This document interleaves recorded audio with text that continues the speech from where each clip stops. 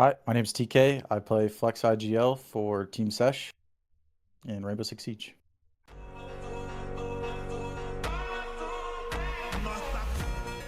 What is the best IGL you've ever played with? Like, Best IGL I've ever played with? yeah, like who Mm. you've learned a lot from.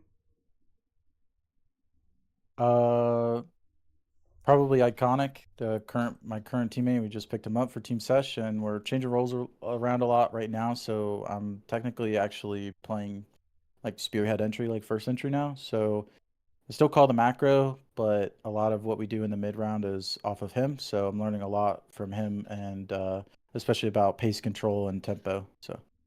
What is one habit that's helped you improve the fastest over time?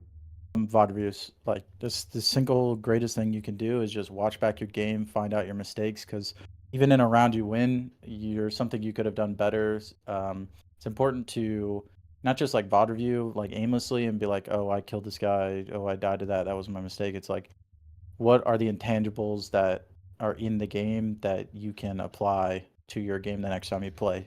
And like, what are the mistakes you made that you can eliminate from ever happening again? And that like is going to take a year of scrims, and you could cut that down to 3 months of improvement.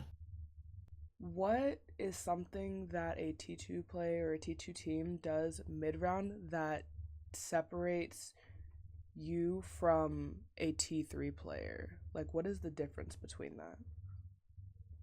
It was just we use this term called consolidation on our team. It's just like how you reset and what your focus is during your different types of resets. So like we delineate all the different types of resets. We have different terms for each of them, and like how like what the intensity of the reset is. So if it's just like cut the comms, we use a term like muzzles, just everybody shut up and clear comms because it's getting hectic.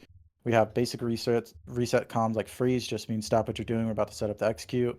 Consolidate is a type of reset where we need to open all the hatches and clear the util, that sort of thing, and it sets us up to know that we're going to the next phase of the round.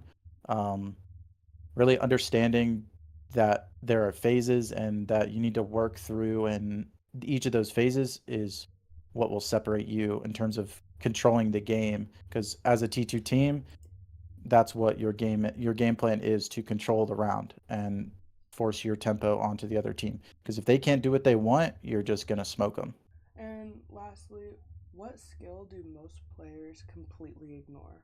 Being a good teammate, that's the number one thing that if you're, it doesn't matter how good you are, how many kills you get, like if people don't want to play with you and they don't say that that guy's good and that guy's fun to play with, like they're just not going to play with you and you're going to get nowhere.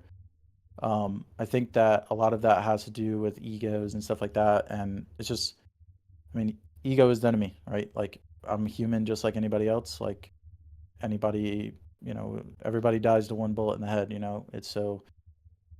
it's about understanding that you got to treat each other with respect, treat your teammates with respect, and most importantly, treat yourself with respect, because a lot of people don't have any respect for themselves or any understanding of their emotional state or like their psychology in general, like where they are in their lives, and that causes a lot of turmoil, and they take it out on people on their team, for example, or take it out on people that they're playing against or whatever. And it's like at the end of the day, like you should be focusing on being better than yourself yesterday and not the person on the other side of the on the other team.